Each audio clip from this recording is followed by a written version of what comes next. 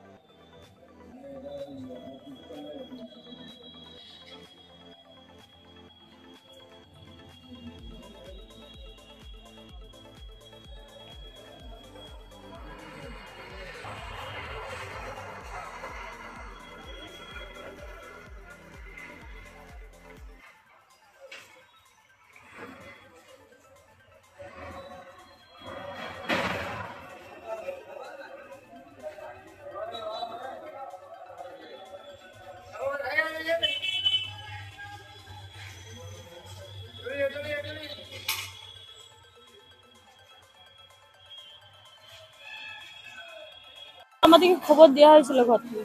কখন জানতে পারলেন? তখন সকাল 9টা বাজবে। সকালে? হ্যাঁ সকালে। আমার দাদা কি করতেন? আমার দাদা ওইখানে লটারি বিকতো। হ্যাঁ লটারি বিক্রি করতো। কতদিন ধরে এখানে ব্যবসা করছেন? আমরা ছোট থেকেই মানুষ হয়েছে এখানে। হ্যাঁ ওইখানে মানুষ হয়েছে। কি মনে হচ্ছে এবার কারো রাগ ছিল ওর উপরে।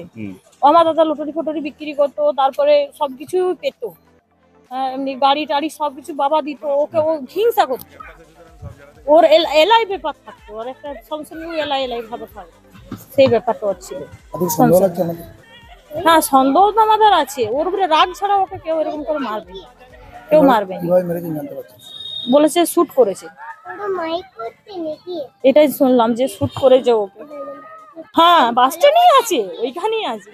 তাছাড়া বাইরের মানুষ তো কখনো এসে কেউ কাউকে মেরে দিবে না। না আমরা শাস্তি চাই, হ্যাঁ দোষীদের আমরা শাস্তি চাই, আর কিছু চাই না, ওদের শাস্তি চাই। আর কিছু চাইছি না। কোনো পুরনো শত্রুতা ছিল তার জন্য? হ্যাঁ হতে পারে, হতে পারে। আর আমার দাদা তো বন্ধু, মানে বন্ধু যেরকম ছিল সেই পরিমাণে শত্রু তো থাকা দরকার। যে আমার দাদার যে শত্রু নাই তা কেন বলবো না, শত্রু আছে। কি নাম? আমার নাম